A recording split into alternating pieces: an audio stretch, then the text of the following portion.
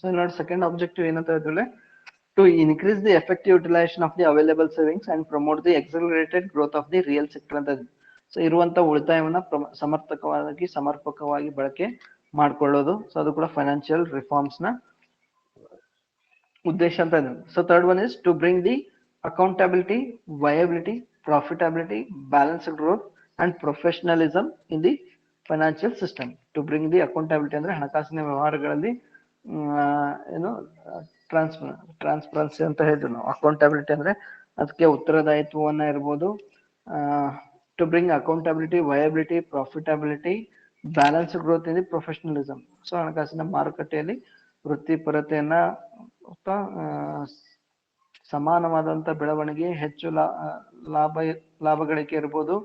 So ಇವುಗಳನ್ನ ತರುವುದಂತ. Fourth one is fourth objective is to dismantle the administered system of interest rate. To dismantle the administered system of interest rate ಅಂತಂದ್ರೆ so liberalising the interest rate system ಅಂತ ಏನು.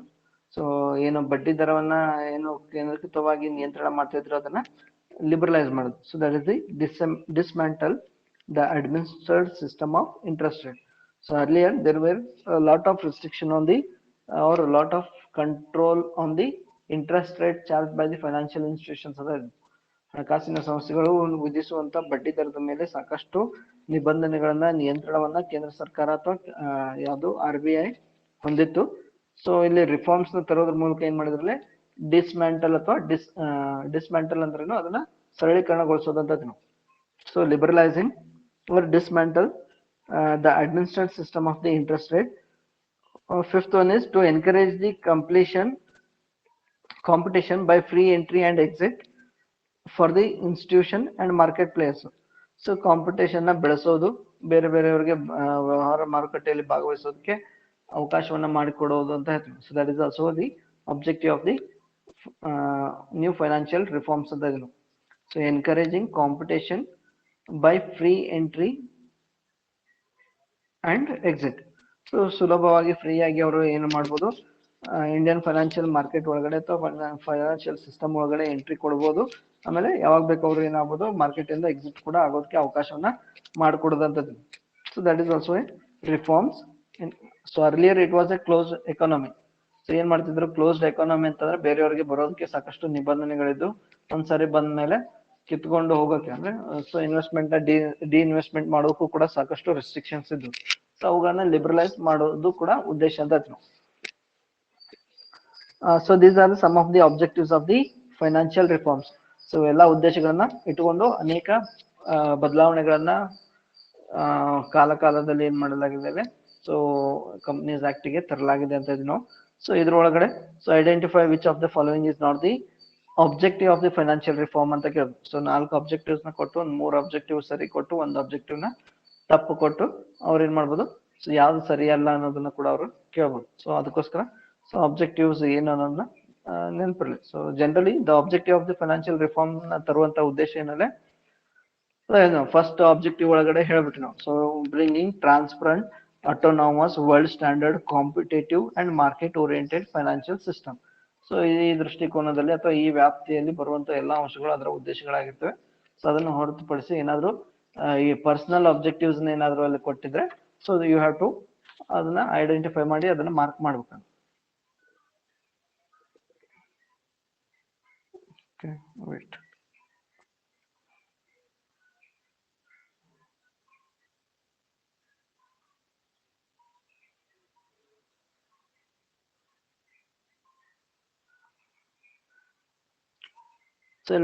So there are major policy reforms taken place. So 4 ಕಡೆ ನಾವೇನ್ ಮಾಡ್ಬೋದ್ರೆ reforms ಆಗಿದ್ದನ್ನ ಅಧ್ಯಯನ ಮಾಡ್ಬೋದು ಅಂತ. Scope of the major reforms. So one is policy reforms ಅಂತ ಇದೀವಿ ನಾವು. ಅಂದ್ರೆ ಒಂದು ಪ್ರಕಾರ ರಿಫಾರ್ಮ್ಸ್ ಏನಿದೆ, so there are lot of reforms that is changes taken place in the policy ಅಂತಂದ್ರೇನು, ನೀತಿಗಳು. ಭಾರತ ಸರ್ಕಾರದ ಇರ್ಬೋದು ಅಥವಾ RBI ನ ಇರ್ಬೋದು ಅಥವಾ ಇಂಡಿಯನ್ ಫೈನಾನ್ಷಿಯಲ್ ಸಿಸ್ಟಮ್ ನ ನೀತಿಗಳಲ್ಲಿ ಸಾಕಷ್ಟು ಬದಲಾವಣೆಗಳನ್ನ ತರಲಾಯಿತು. ಸೊ ಅವುಗಳಿಗೆ ಏನಂತ ಕರಿತೀವಿ ನಾವು, ಕಾರ್ಯತಂತ್ರ ನೀತಿಯಲ್ಲಿ ಸುಧಾರಣೆ ಅಂತ ಇದೀವಿ. ಸೊ ಅದು ದೇಶದ ಕಾರ್ಯತಂತ್ರ ಅಂತ ಹೇಳ್ತೀವಿ ನಾವು. ಸೊ ಇಂಡಿಯನ್ ಫೈನಾನ್ಷಿಯಲ್ ಸಿಸ್ಟಮ್ದು ಏನು ಕಾರ್ಯತಂತ್ರ ಇತ್ತು ಮೊದಲಿಗೆ, ಅದರಲ್ಲಿ ಸಾಕಷ್ಟು ಬದಲಾವಣೆಗಳನ್ನ ತರಲಾಯ್ತು ಅಂತದ್ದು. ಸೊ ಏನ್ ಬದಲಾವಣೆ ತರಲಾಯ್ತು ಇಲ್ಲಿ ಕೊಟ್ಟಿದ್ರು. So what are the reforms taken place in the policy ಅಥವಾ ಕಾರ್ಯತಂತ್ರದಲ್ಲಿ ಬಂದಂತ ಬದಲಾವಣೆಗಳು ಏನು? ಇಂಟ್ರೆಸ್ಟ್ ರೇಟ್ಸ್ ವೇರ್ ಡೆರೋಗೇಟೆಡ್ ಅಂತಂದ್ರು. So interest rates were derogated means interest rates were revised ಅಂತ ಇದ್ರು. ಸೊ ಬಡ್ಡಿ ದರವನ್ನು ವಿಧಿಸುವಂತ ನೀತಿಯಲ್ಲಿ ಏನಾಯ್ತು? ಬದಲಾವಣೆಯನ್ನ ತರಲಾಯಿತು. So that is the first reform. Second one is reduction of this SLR, that is statutory liquidity ratio, from 38% to 23%. SLR rate ನ ಏನ್ ಮಾಡಿದ್ರಲ್ಲಿ ಪಾಲಿಸಿ ಒಳಗಡೆ ಸ್ಟ್ಯಾಟ್ಯುಟರಿ ಲಿಕ್ವಿಡಿಟಿ ರೇಷಿಯೋ. ಸೊ ಅದ್ರ ಮೀನಿಂಗ್ ಗೊತ್ತಿರ್ಬೇಕು, ಹೌದಾ? ಸೊ SLR ಲಾಂಗ್ ಫಾರ್ಮ್ ಕೂಡ ಅಲ್ಲಿ objective type ಒಳಗೆ ಕೇಳಬಹುದು.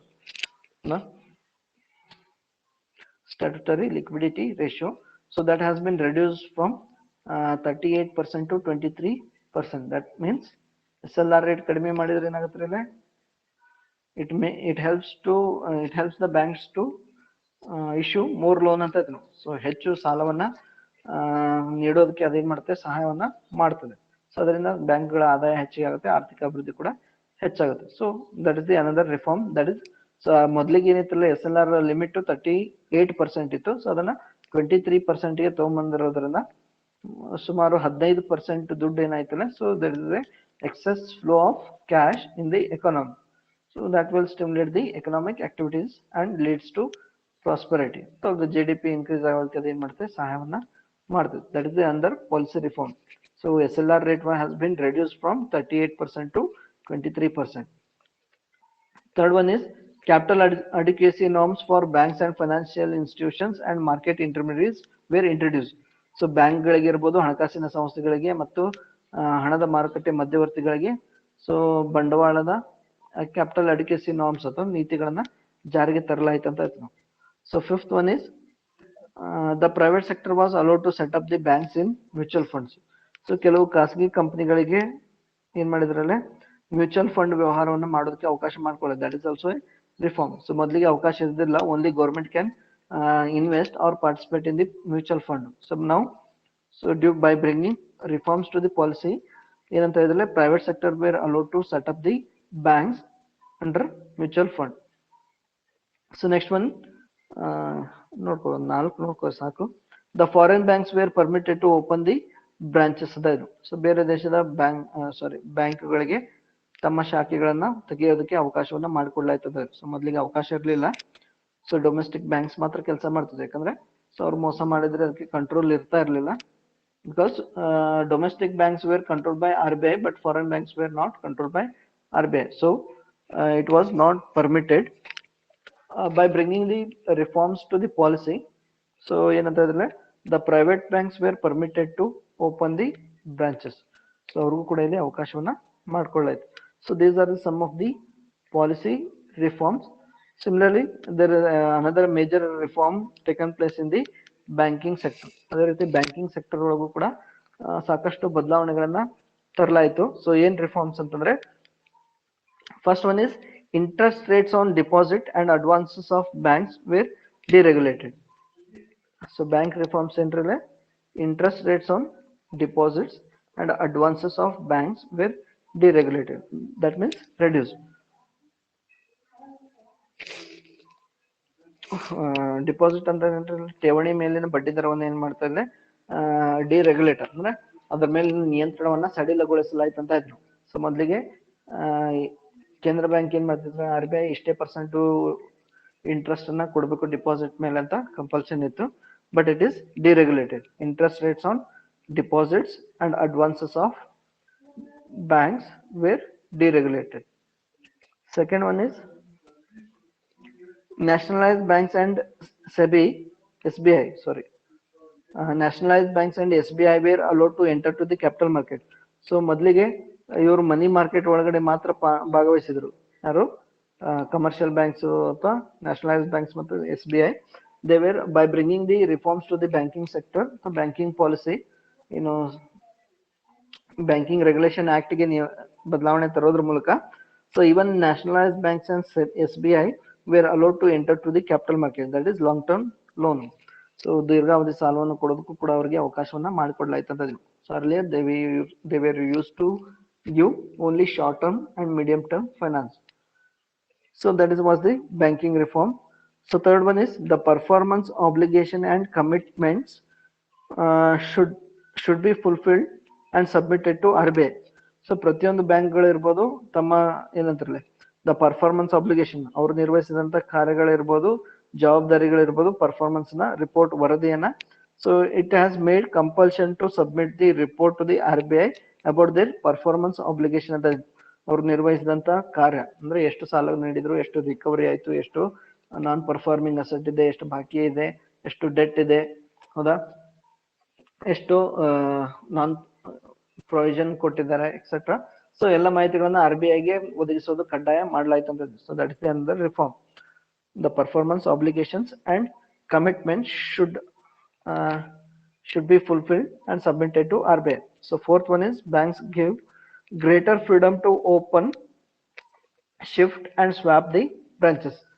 So fourth reform ಏನ್ರಲ್ಲಿ ಬ್ಯಾಂಕಿಂಗ್ ಸೆಕ್ಟರ್ ಒಳಗಡೆ ಏನಂತಂದ್ರೆ banks were given greater freedom to open, shift and swap the branches. Open ಅಂತಂದ್ರೆ ಹೊಸ ಶಾಖೆಗಳನ್ನ ತೆರೆಯೋದಕ್ಕೆ ಅಥವಾ ಇರುವಂತ ಶಾಖೆಗಳನ್ನ ಒಂದು ಸ್ಥಳದಿಂದ ಇನ್ನೊಂದು ಸ್ಥಳಕ್ಕೆ ಶಿಫ್ಟ್ ಮಾಡೋಕೆ, ಸೊ ಟ್ರಾನ್ಸ್ಫರ್ ಮಾಡೋದಕ್ಕೆ. So greater freedom were given to the banks to open, shift and swap the branches. Swap ಅಂತಂದ್ರೆ ಏನು, ಬದಲಾವಣೆ. So exchanging the branches. So ಅದ್ ಮಾಡ್ಕೊಳ್ಳೋದಕ್ಕೆ ಏನ್ ಮಾಡ್ತಾರಲ್ಲ ಅವಕಾಶ ಮಾಡ್ಕೊಡ್ಲಾಯ್ತು ಅಂತ. So next one is fifth one is the rules had been liberalized in respect of the project financing. Project financing ಅಂತಂದ್ರೆ ಏನು, ಸೊ ಬ್ಯಾಂಕ್ಗಳು ಕೆಲವು ನಿರ್ದಿಷ್ಟ ಯೋಜನೆಗಳಿಗೆ ಅಥವಾ ಏನಾದ್ರು ಮಹತ್ವದ ಯೋಜನೆಗಳಿದ್ರೆ ಅಥವಾ ಪರಿಣಾಮಕಾರಿಯಾದಂತ ಎಫೆಕ್ಟಿವ್ ಯೋಜನೆಗಳಿದ್ರೆ ಅವುಗಳಿಗೆ ದುಡ್ಡನ್ನ ಸಂಪೂರ್ಣವಾಗಿ ತೊಡಗಿಸ್ತಾರೆ. ಸೊ ಅದನ್ನ ಏನಂತ ಹೇಳ್ತಾರಲ್ಲ ಅದರಲ್ಲಿ ಏನು ಬದಲಾವಣೆ ಮಾಡಲಾಯಿತು, the rules had been liberalised in respect of the project financing. So ಆ ರೀತಿ ಹೂಡಿಕೆಗಳಿಗೆ ಸಂಬಂಧಪಟ್ಟಂತ ನಿಯಮಾವಳಿಗಳನ್ನ ಸಡಿಲಗೊಳಿಸಲಾಯ್ತಂತದ್ದು. The rules which are related to project financing were liberalized. So that is also a banking reform. So next so sixth one is introduction of international accounting standards for banks to make the balance sheet talk transparent ಅಂತ. So bank ಒಳಗಡೆ so international accounting standards ನ use ಮಾಡೋದಕ್ಕೆ enforce ಮಾಡಲಾಯ್ತಂತ. So that is also the reform. So introduction of the international account standards to banks to make their balance sheet talk transparent. So ಅಂದ್ರೆ ಬ್ಯಾಂಕಿನ ವ್ಯವಹಾರಗಳು ಹೆಚ್ಚು ಪಾರದರ್ಶಕವಾಗಿರೋದು ಇರಬೇಕನ್ನೋ ಕಾರಣಕ್ಕೋಸ್ಕರ ಅಂತಾರಾಷ್ಟ್ರೀಯ ಅಕೌಂಟಿಂಗ್ ಸ್ಟ್ಯಾಂಡರ್ಡ್ಸ್ ನ ಅಳವಡಿಸಲಾಯ್ತಂತ. So next one is capital market reforms. So capital market composed of primary market and secondary market. So what are the major reforms that have taken place in the capital market? So we will discuss in the next class. So next class ಒಳಗಡೆ so capital market ಒಳಗಡೆ ಏನ್ reforms ಆಗಿದಾವೆ, ಏನ್ ಬದಲಾವಣೆಗಳಾಗಿದ್ದಾವೆ. So what are the reforms taken place in the primary the components of capital market, that is primary market and secondary market. So we will discuss about them in the next class. ನಾಳೆ 12 ಗಂಟೆಗೆ. So I want to remind ಯಾವುದು workshop compulsory ಎಲ್ಲರೂ attend ಮಾಡ್ಬೇಕು. Okay, ಏನಾದ್ರು doubts ಇದ್ರೆ ಕೇಳ್ಕೊಡ್ರಿ.